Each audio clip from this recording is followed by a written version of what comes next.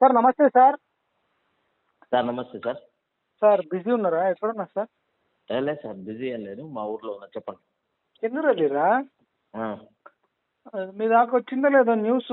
ఈ మన గౌరవనీయులు తెలంగాణ సీఎం రేవంత్ రెడ్డి గారు యూట్యూబ్ ఛానళ్ళ మీద ఆ, మాట్లాడిన వీడియో మీరు చూసిరా సార్? చూసిన, మొత్తం చూసిన, A to Z చూసిన, ప్రతి వర్డ్ చూసిన, ఆయన మాట్లాడిన సందర్భము చూసిన, ఆయన చుట్టుపక్కల ఉన్న చవటలను చూసిన. చెప్పండి. అసలు వదిలేసి అసలు వదిలేసి కొసనా కొసరు.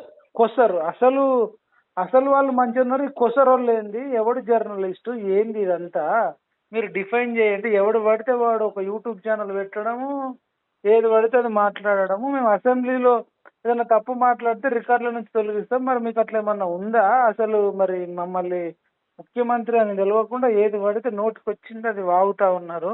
ట్యూబ్, ఆ ట్యూబ్, ఈ ట్యూబ్, యూట్యూబ్, ఆ ట్యూబ్ లేని అన్నట్టు ఏదో యూట్యూబ్ నే ఒక వెటకారంగా మాట్లాడినట్టు అనిపించింది. మీరు ఏమంటారు? మీకు ఎట్లా అనిపించింది?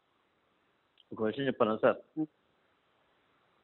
రాజకీయాలలో ఏ మాత్రం విలువ లేని వ్యక్తి ఎవడన్నా ఉంటే అది రేవంత్ రెడ్డి. నైతిక విలువలకు ఎన్నడో తిలోదకాలు ఇచ్చినాడు. తర్వాత రాజకీయ పరిభాషను పూర్తిగా అధ్వాన్నంగా దిగజార్చిన వ్యక్తి రేవంత్ రెడ్డి. రాజకీయ ప్రత్యర్థులను శత్రువులుగా చూసేటువంటి ఒక కుహనా రాజకీయాన్ని అవలంబిస్తున్నటువంటి వ్యక్తి రేవంత్ రెడ్డి. అసలు ఒక ప్రతిపక్ష నాయకుడికి తొండల్లో లాగుల్లో తొండలు జొరగొడతాం, లాగులు ఊడగొడతాం అనేటువంటి భాష మాట్లాడిన వ్యక్తి జర్నలిజంలో ఏ భాష మాట్లాడాలా అనేటువంటి విషయం చెప్పేటువంటి నైతిక హక్కు అతనికి లేదు. అంటే వాళ్ళు ఏమంటారు అంటే, కొందరు రాజకీయ నాయకులు ఏదైనా మాట్లాడతారు, జర్నలిస్టులు అట్లా మాట్లాడొచ్చా అంటారు. అట్లా ఏమి లేదు. ఎక్కడ కూడా రాజకీయ నాయకులు తమకిష్టం వచ్చినట్టుగా మాట్లాడాలనే లైసెన్స్ ఎక్కడున్నది చెప్పండి. పార్లమెంట్ లో కానీ శాసనసభ. సార్ మీరు ప్రశ్న అడిగినాక నన్ను సమాధానం చెప్పేయాలి. లేకపోతే ఇప్పుడు విషయం ఏంటంటే, శాసనసభలో మాట్లాడడానికి, పార్లమెంట్ లో మాట్లాడడానికి there is something called dictionary of parliamentary language అని ఒక పుస్తకం ఉంటుంది. దాన్ని చదవమనాలా చదవటానికి. First of all fundamentally you should read that book. రెండవది, ఆయనది ఏ రాజకీయమైనటువంటి పంథ, లెఫ్టా రైటా లేకపోతే ఇంకేదన్నా పోనీ అతను ఏ ఐడియాలజీకి కట్టుబడిన వ్యక్తి. రెండు, ముఖ్యమంత్రిగా రాజ్యాంగాన్ని పరిరక్షిస్తా అనేటువంటి ఓత్ తీసుకున్న వ్యక్తి రాజ్యాంగంలో ఉన్నటువంటి 10th షెడ్యూల్కు పూర్తిగా విరుద్ధంగా ఒక పార్టీలో గెలిచినటువంటి వ్యక్తులని తన పార్టీలోకి, ఆ పార్టీ యొక్క శాసనసభ సభ్యత్వానికి రాజీనామా చేయకుండా, ఆ పార్టీ సభ్యత్వానికి రాజీనామా చేయకుండా తన పార్టీలో చేర్చుకొని కండువాలు గప్పిన నీతి భాష్యమైన రాజకీయాలు చేసేటువంటి ఈయన నుంచి మనము మారల్ లెసన్స్ నేర్చుకోవాల్సిన అవసరం లేదు.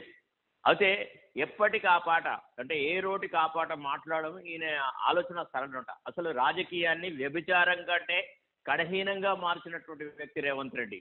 ఆయన ఏ నీతి సూత్రాల ప్రకారంగా కడియం శ్రీహరిని పార్టీలో చేర్చుకున్నాడు, తర్వాత అతను శ్రీనివాసరెడ్డికి, పోచారం శ్రీనివాసరెడ్డిని తన పార్టీలో చేర్చుకొని ఆయనకి వ్యవసాయ శాఖ అడ్వైజర్ గా ఉద్యోగం ఇచ్చినాడు. చెప్పమనండి first of all fundamentally what is that with guide him.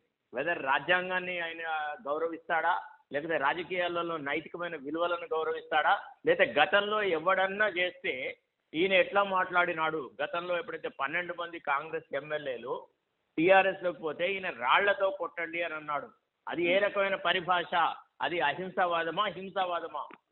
Congress party సభ్యుడిగా, కాంగ్రెస్ పార్టీ యొక్క వ్యక్తిగా అహింసావాదాన్ని పాటించినటువంటి గాంధీజీ నేతృత్వంలో నడిచిన పార్టీలో ఒక వ్యక్తిగా, ఒక ముఖ్యమంత్రిగా ఉన్న వ్యక్తి ఆయనే సంయమనం కోల్పోయి ఎన్నిసార్లు అసలు కులాలు, మతాల వారీగా విభజించి మాట్లాడేటువంటి వ్యక్తి రేవంత్ రెడ్డి. ఈయన నుంచి పత్రికల వాళ్ళు కానీ, యూట్యూబర్లు కానీ నేర్చుకునేదంటూ ఏది లేదు. తర్వాత రెండవది ఏంటంటే, ఆ చవట యొక్క దృష్టిలో ఎవరైతే తన యొక్క నాయకత్వాన్ని గొప్పగా పొగుడుతులేరో, తాను చేసేటువంటి దౌర్భాగ్యపు పనులకు మద్దతు పలకట్లేదో వాళ్ళ మీద అక్కసి వెళ్ళబోచుకోవడానికి మాట్లాడిన మాటలు అవి. ఇప్పుడు ఆయనే ఆ ట్యూబో ఈ ట్యూబో అంటే మనం కూడా ఈయన అంటాం కదా. ఈయన ఏ రాజకీయాలు, యూట్యూబ్ ఛానల్, పిఎంఆర్ టీవీ ఉంది, ఇంకా అనేక ఛానల్స్ కూడా ఉన్నాయా? మీకు ఒక విషయం చెప్పన్నా, ఆయనకు దమ్ముండి నా పేరు కానీ నా ఛానల్ పేరు కానీ తీయలేదు, తీయడు. అంత స్థైర్యం, ధైర్యం ఆయనకు లేదు. ఎందుకంటే మా మోరల్ వాల్యూస్లో కానీ, ఎథికల్ వాల్యూస్లో కానీ, సోషల్ వాల్యూస్లో కానీ ఆయన మనకి దరిదాపులో కూడా లేడు. మనము మన ఛానల్ని అమ్మలేదు, తర్వాత మనకు కమర్షియల్ ఇంట్రెస్ట్ లేదు, పబ్లిక్ని ఎన్లైటన్ చేయడానికి కోసమని పెట్టినటువంటి ఛానల్. యాజ్ ఫార్ as మా దృక్కోణం ఛానల్ ఈస్ కన్సర్న్, నేను జర్నలిజం అనేది ఉస్మానియాతో చదివిన వ్యక్తిని. I'm a qualified fellow, I'm not a RMP. నిన్నరా నేను అన్క్వాలిఫైడ్ ఇల్లిటరేట్ కాదు, ఆయన కంటే ఎక్కువ చదువుకున్నాను. రాజకీయ పరిభాష విషయంలో ఆయనతో నేను ఆర్గ్యుమెంట్ చేయగలను, లేకపోతే ఏ విషయాలన్నా కానీ నేను ఆయన కంటే అయితే ఎక్కువగా సమాజంలో విలువలకి కట్టుబడి ఉన్నటువంటి వ్యక్తిని నేను. కాబట్టి ఆయన చేసే విమర్శలు నాకు అంటుతాయనో లేదా నన్ను దృష్టిలో పెట్టుకొని అన్నాడని నేను భావించట్లేదు. మీ ఒక్కరిని పెట్టిండని మేము కూడా అనట్లేదు, కానీ ఇప్పుడు పొద్దున్న లేచిన నుంచి దృక్కోణం ద్వారా మీది విదేశాలు ఉన్న వాళ్ళు కానీ మన రాష్ట్రంలో ఉన్న వాళ్ళు చాలా చూస్తున్నా, చాలా క్రెడిబుల్ ఉన్న ఛానల్ దృక్కోణం ఛానల్ కదా. మరి ఇండైరెక్ట్ గా ఇప్పుడు ఆయన దృష్టిలో ఒక 10 ఛానళ్ళు ఉండొచ్చు, 10 ఛానళ్లలో మీది కూడా ఉంటది కదా అంటున్నా నేను. ఉండొచ్చు కాక, ఒకవేళ ఇంకొక విషయం ఏంటంటే చేతగాని వ్యక్తి చేసే ప్రేలాపనలు కానీ నేను వాటిని చూస్తాను. ఆయనకి ఏం మారల్ వాల్యూస్ ఉన్నాయి సార్ చెప్పండి ఒక మాట. కాదు సార్, మీరు ఇది ఒక్కటి చెప్పండి. యూట్యూబ్ ఛానల్ మీ కాంగ్రెస్ పార్టీ అధికారంలోకి రావడానికి మరి సపోర్ట్ గా ఇండైరెక్ట్ గానా డైరెక్ట్ గానే ఉన్నాయా లేవా? ఆ రోజు కేసీఆర్ మీద సార్, కేటీఆర్ఏ 32 యూట్యూబ్ ఛానల్ పెట్టుకుంటూ అయిపోయి యూట్యూబ్ ఛానల్ వల్ల నిరుద్యోగుల వల్ల ఓడిపోయినని కేటీఆర్ చెప్పుకున్నాడు. ఇవాళ ఈయన మొన్ననేమో నిరుద్యోగులను ముదిరిపోయిన బెండకాయలు అన్నాడు, సుప్రీంకోర్టును కూడా అవమానించిండు, తర్వాత ప్రైవేటు లెక్చరర్లను టీచర్లను కూడా అవమానించిండు, ఈ రోజేమో మళ్ళీ యూట్యూబ్ ఛానల్ అని అంటున్నాడు. అంటే ఏంది మీ కాంగ్రెస్, మరి మీ సీఎం ఇట్లా చేస్తే మీకు మీరు ఇంకా అదే పార్టీలో ఎట్లా కొనసాగుతుంది? ప్రెస్ మీట్ అన్న పెట్టొచ్చు కదా సార్. మీరు ఒక చాలా లెందీ ప్రశ్న అడిగినారు, ఒక్కొక్క దానికి నేను సమాధానం చెప్తాను, మీరు సైలెంట్గా వినాలా. ఫస్ట్ పాయింట్ ఏంటంటే రేవంత్ రెడ్డి యొక్క యాటిట్యూడ్ ఎట్లాంటిదంటే ఏరు దాకినాక తెప్ప తగిలేసేటువంటి ఆలోచన సరళి. తర్వాత ఆయన ఒక భ్రమా ప్రపంచంలో ఉంటున్నాడు. ఏమని తన దివ్య శక్తుల వల్ల లేకపోతే తాను చేసిన ప్రచారం వల్లనే కాంగ్రెస్ పార్టీ అధికారంలోకి రాష్ట్రంలో వచ్చింది అనే ఒక అపోహ సృష్టించడానికి ఆయన చేసిన ప్రయత్నాలన్నింటినీ పత్రికలు ఎక్స్పోజ్ చేసిన. ఈయన వల్ల ఏం జరగలేదు, ఈయన వల్ల పార్టీ అధికారంలోకి రాలేదు, ఇది కేవలం రాహుల్ గాంధీ, తర్వాత ప్రియాంక గాంధీ, మల్లికార్జున ఖర్గే గారి నేతృత్వంలోని పార్టీ కొన్ని వాళ్ళు చేసినటువంటి ప్రామిసెస్, రాష్ట్ర ప్రజలకి వాళ్ళు ఇచ్చినటువంటి వాగ్దానాల బేసిస్ మీద ఈనాడు పవర్లోకి వచ్చింది. ఫస్ట్ది బీసీ ఎస్సీ ఎస్టీలందరికీ సామాజిక న్యాయం సృష్టిస్తాను, క్రియేట్ చేస్తాను, సామాజిక న్యాయం చేస్తాను, కుల జనగణన జరుపుతాను అని ఒక మాట ఇచ్చినాడు. రెండో మాట ఏం చేస్తున్నాడు, నిరుద్యోగులకు యువతలకు నిరుద్యోగ భృతి ఇస్తా అన్నాడు, మహిళలకు 2500 ఇస్తా అన్నారు, రైతు భరోసా కింద ఎకరానికి 15,000 చొప్పున ఇస్తా అన్నాడు, రుణమాఫీ చేస్తాము మొత్తం 2 లక్షల మేరకు అని ఇట్లా వాగ్దానాలు చేసినటువంటి ఒక కాంగ్రెస్ మేనిఫెస్టోని చూసి రాహుల్ గాంధీ యొక్క క్రెడిబిలిటీని బట్టి, ప్రియాంక గాంధీ క్రెడిబిలిటీ బట్టి, మల్లికార్జున ఖర్గే గారి యొక్క నాయకత్వాన్ని దృష్టిలో పెట్టుకొని ఓటు వేయడం జరిగింది కాంగ్రెస్ పార్టీకి. ఇప్పుడు మొన్న వచ్చిన మ్యాండేట్ రేవంత్ రెడ్డి నాయకత్వానికి రాలేదు. ఒకవేళ రేవంత్ రెడ్డి రేపు రాబోయే ఎన్నికలలో కూడా రేవంత్ రెడ్డి ముఖ్యమంత్రి అవుతాడు కనుక డిక్లేర్ చేసి ఉంటే సోషల్ మీడియా ఏది కూడా రేవంత్ రెడ్డి నాయకత్వాన్ని సపోర్ట్ చేయకపోతుండే, ఆ కేసీఆర్ అయినా భరిస్తుంటే కానీ ఈ రేవంత్ రెడ్డిని భరించే స్థాయిలో సోషల్ మీడియా ఉండకపోతుండే. ఈ విషయం మీరు గ్రహించండి. తర్వాత రెండోది ఏంటంటే ఈయన ఆలోచన సరళి ఎంతసేపు ఏంటంటే ప్రత్యర్థులను పరుషమైన భాషతో తిట్టి వాళ్ళ యొక్క ఆత్మస్థైర్యాన్ని తగ్గించాలన్నటువంటి ఆలోచనలో చేస్తూ ఉంటాడు అనమాట. అసలు ఫస్ట్ ఆఫ్ ఆల్ ప్రత్యర్థుల పట్ల దుర్భాషలాడిన వ్యక్తి ఇతను. ఇప్పుడు నీవు చెప్పిన విద్యయే నీరజాక్ష, నువ్వేం మాట్లాడావో నీకు అదే భాషలో సమాధానం చెప్పాలి. ఇది గాంధీజీ గారు కూడా చెప్పినారు, we should pay the other person in their true kind అన్నాడు. అంటే దాని అర్థం అదే, నువ్వు ఏ రకమైన భాష మాట్లాడితే నీకు అదే రకమైన భాషలో సమాధానం చెప్పాలి. ఫస్ట్ ఆఫ్ ఆల్ ఏ విలువలకు కట్టుబడి ఆయన రాజకీయాలు చేస్తున్నాడు ఇప్పటి వరకు? ఆయన రాజకీయ జీవితం అంతా మ్యానిపులేషన్, తర్వాత ప్రత్యర్థులను తొక్కుతూ తొక్కుతూ తొక్కుతూ వచ్చిన అని చెప్పి ఆయనే చెప్పుకున్నాడు. అట్లాంటి ఒక రాజకీయ వ్యభిచారి ఆయనే. ఆయన మాటలకి మనం ఎందుకు విలువ ఇవ్వాలి సార్? ఎవడు ఒక నాయకుడు గుర్తిస్తున్నారు. ఇవాళ రాష్ట్ర ప్రజలలో కూడా రెఫరెండం పెట్టమను, రెఫరెండం అన్నాడు కదా మొన్న పార్లమెంట్ ఎన్నికలు అయిన తర్వాత, ఇది రెఫరెండం మా ప్రభుత్వం మీద అన్నాడు. 8 సీట్లు సంపాదించినాడు. రెఫరెండం అనేటువంటి దానికి కనుక ఆయనకు అర్థం తెలుసుంటే ఆయన అదే రోజున రాజీనామా చేసి వెళ్ళిపోయేది ఉండే. 60 మంది ఎమ్మెల్యేలు ఉన్నటువంటి పార్టీకి 8 మంది ఎంపీలే వచ్చినారు. 8 మంది ఎమ్మెల్యేలు ఉన్న పార్టీకి కూడా 8 మంది ఎంపీలే వచ్చినారు.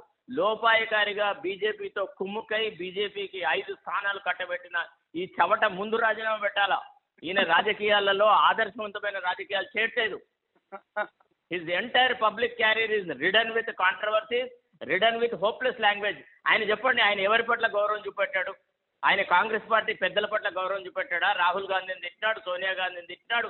అసలు ఆయన ఎవరిని తిట్టలేదో చెప్పండి. ఆయన మంత్రివర్గంలో ఉన్న సగం మందిని ఆయన నానా దుర్భాషలు ఆడినాడు.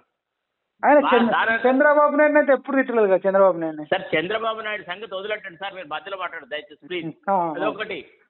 రెండోది ఏంటంటే ఈయన చేసినటువంటి రాజకీయాలు చూస్తే మీరు మధ్యలో మాట్లాడిన ఫ్లో పోతుంది సార్.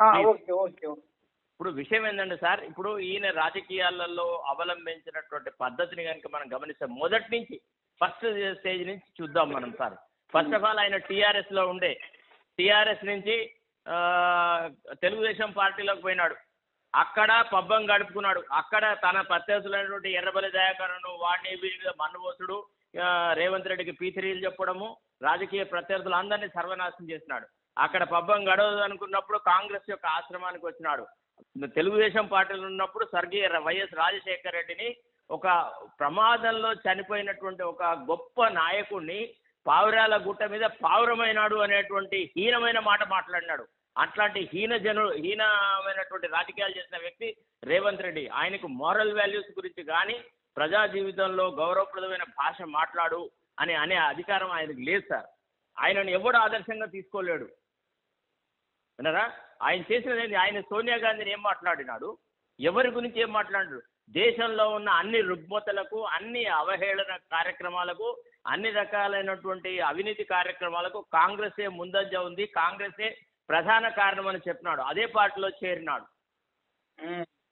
విన్నారా మీరు? ఆయన ఎవడండి మనకు నీతి సూత్రాలు చెప్పేది? ఆయన అక్కసు వెళ్ళబట్టుకున్నాడు. అది కాదండి, చవట ఒక్క కాలం వార్త రాయని శ్రీనివాసరెడ్డిని పిలిచి కేవలం కులపక్షపాతంతోనే ప్రెస్ అకాడమీ చైర్మన్షిప్ ఇచ్చినాడు. సోషల్ జస్టిస్ ఎక్కడ ఉంది?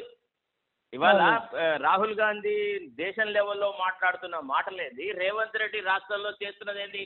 నిన్నగాక మొన్న వేరే పార్టీలో గెలిచిన ఎమ్మెల్యేను, మాజీ స్పీకర్ను, మాజీ అగ్రికల్చర్ మినిస్టర్ని అగ్రికల్చర్ డిపార్ట్మెంట్లో అడ్వైజర్గా అపాయింట్ చేసినాడు అని అన్నప్పుడే ఆయన తెలియదొక్కతనం ఎంత ఉన్నదో తెలిసిపోతుంది.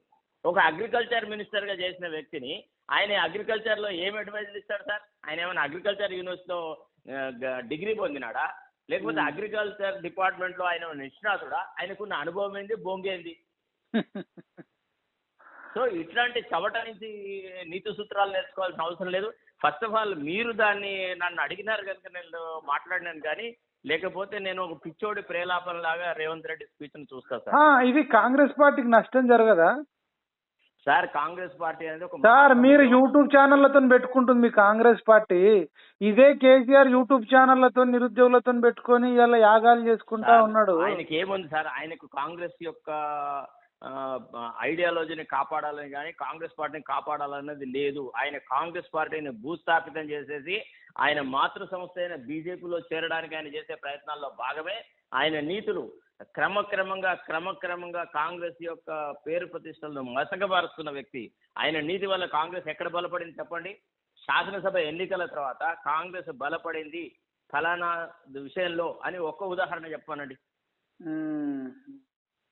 ఇప్పుడు శాసనసభ ఎన్నికలలో ఎన్ని సీట్లలో అయితే కాంగ్రెస్, ఎన్ని అసెంబ్లీ స్థానాలలో కాంగ్రెస్కి అయితే మెజారిటీ ఉందో అన్ని స్థానాలలో మెజారిటీ పార్లమెంట్ ఎన్నికల్లో రాలేదు. తన సొంత నియోజకవర్గమైనటువంటి అక్కడే ఆయన తక్కువ ఓట్లు తెచ్చుకున్నాడు. వరంగల్లో ఆయన సొంత జిల్లా మహబూబ్ నగర్ కోల్పోయినాడు. తాను ఏ ప్రాతినిధ్యం వహించినాడో మల్కాజిగిరి కోల్పోయినాడు. సికింద్రాబాద్ను దానం నాగేందర్కి అటయిస్తున్నాడు. చెప్పండి. ఓకే కానీ సార్, ఫైనల్గా ఇప్పుడు ఇక ఇది ఉడవని ముచ్చట మీరు బాగానే ఎక్కుతురు, కానీ ఇప్పుడు ఈయన ఇలా ఎవరికి సార్ ఇండ్ల స్థలాలు ఇచ్చిండ పత్రికేయులకు? కొంతమంది తనకు నచ్చిన వాళ్ళకి చెంచాగాళ్ళకి ఇచ్చుకున్నాడు. అసలు కాదు సార్, ఇది ఎవడు సొమ్ము ఒక్కడిది సోకొక్కడిది అన్నట్టు కష్టం ఎవడు పడ్డాడు? ఎవరు ఈ ప్రభుత్వం రావడానికి ఏ వ్యక్తులు పని చేసిర్రు? ఇలా అడ్వకేట్ శరత్ కుమార్ సార్ గాని, మైపాల్ యాదవ్ గాని, మనపల్లి వెలుగు రఘు గాని, కాలోజీ టీవీ గాని, తర్వాత క్యూ న్యూస్ గాని, లేకపోతే ఆ టిఆర్ టీవీ, ఓకే టీవీ, అదే తొలి వెలుగు రాగానే తొలి వెలుగు, మన తొలి వెలుగు గాని, లేకపోతే వైఆర్ టీవీ గాని, ఓకే టీవీ గాని, వీళ్ళన్నీ లేకుండా అసలు కష్టపడ్డది ఎవడికి ఇస్తున్నాడు? నా ఇప్పుడు ఆ విఠల్ అన్న గాని, పృథ్వీ అన్న గాని, వీళ్ళంతా కష్టపడితే నువ్వు అసలు ఎవడెవడికో అసలు సో సో అసలు కష్టం ఎవడిది, సుఖం ఎవడిది? ఇలా ఆడ ఇళ్ల స్థలాలు తీసుకున్నప్పుడు ఒక్కడన్నా ప్రాణాలకు తెగించి కొట్లాడిండా సార్? మీరు కరెక్ట్ చెప్పండి. అసలు వాళ్ళలో సగం మంది జర్నలిజం లోనే లేరు సార్. అంతేనా? తీసుకున్నారో వాళ్ళు జర్నలిజం లేరు, వాళ్ళు రిటైర్ అయిపోయినారు, వాళ్ళు ఎక్కడెక్కడో చిన్న చిన్న వాటిలలో ఉన్నారు. రెండోది ఏంటంటే సార్ వినండి, ఆ ముఖ్యమంత్రి అజ్ఞానం ఎంత ఉందంటే అసలు జర్నలిస్ట్ అంటే ఎవడు అనే దాని యొక్క డెఫినేషన్ మీరు చెప్పండి అన్నాడు కదా. ఆ డెఫినేషన్ రాసేటువంటి బాధ్యత లెజిస్లేచర్ది సార్. నువ్వు ఒక చట్టం తీసుకురా, జర్నలిస్ట్ అంటే ఫలానా వాడిని నేను జర్నలిస్ట్ గా గుర్తిస్తాను, నువ్వు చట్టం తీసుకురా. ఆ చట్టం యొక్క కాన్స్టిట్యూషనల్ వ్యాలిడిటీ మేము డిసైడ్ చేస్తాం. జర్నలిస్టు మేము జర్నలిస్ట్ అంటే ఫలానా అని జర్నలిస్టులు డిసైడ్ చేసుకోరు, స్వయం ప్రకటితం చేసుకోరు. అది లెజిస్లేచర్ చేయాల్సిన బాధ్యత. అంటే అతనికి అంత ఈవెన్ ఫండమెంటల్స్ కూడా తెలియనంత అజ్ఞాని అనమాట. అందుకే ఆయన ఎవరు సీరియస్ తీసుకోవట్లేదు సార్. మరి అట్లాంటి అజ్ఞాని అని మీరే అంటారు. మరి మీరేమో అమితంగా అభిమానించే మరి సోనియా గాంధీ, రాహుల్ గాంధీ, ప్రియాంక గాంధీ, ఖర్గే గారు వీళ్ళంతా సీఎం ఎట్లా చేసిరు ఆయనను? అదే సార్, అక్కడే పొరపాటు జరిగిపోయింది, క్యాలిక్యులేషన్ రాంగ్ అయిపోయింది. ఇప్పుడు పార్టీకి ఆయన వల్ల ఎనలేని నష్టం జరుగుతుంది.